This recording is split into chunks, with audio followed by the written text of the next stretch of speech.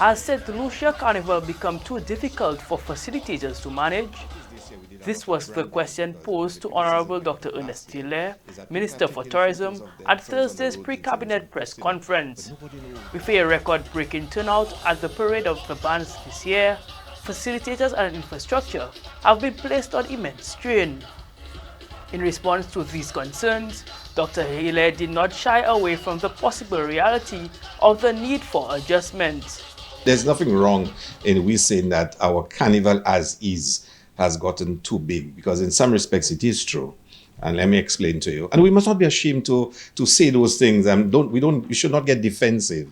And as policy makers and persons involved in organizing it, we must never get defensive. We must always look beyond it and to see whether there is some element of reality in it. So just think about that.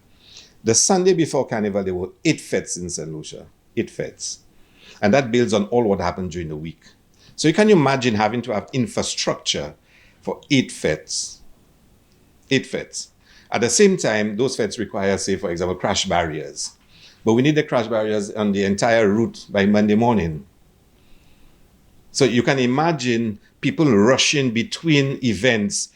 Dr. Hilaire went on to address the various nuances and challenges faced by facilitators. Somebody can say, well, have enough infrastructure for all the fetes you're going to have.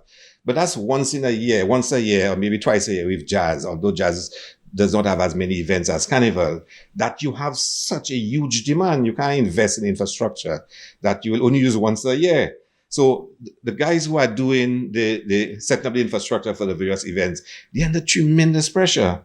Even the suppliers of drinks and the drink trucks, because at a big event, I want to have a supply truck parked right outside throughout the night. So if my whiskey runs short, I can go and buy 2 cases or 3 cases. But those guys, for the last 4 nights, they're out. So they can't be out again tonight. So you then find yourself in an event at the back end, where if you fall short in drinks, you have no backup. So all those things we need to address.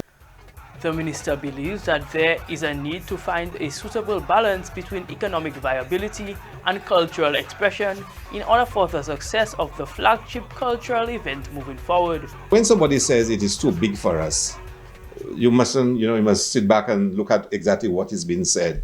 I think the time has come for us to really have a big conversation, and I think all of us have agreed that the time has come for a big conversation, because the ultimate thing for us to find the right balance between economic impact and cultural expression and creative expression.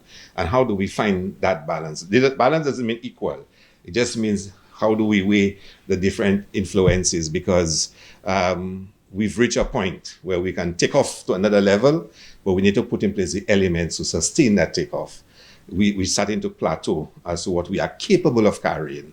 So we need to bring either more efficient methods of management. Managing the road, think about that. Managing the road with 4 bands, 1,000 plus. It's not easy. I can tell you from being on the road, it's a phenomenal stress and strain on the band management.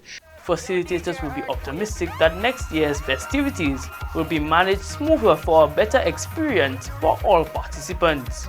For Choice News Now, I am Quinn St.Juste.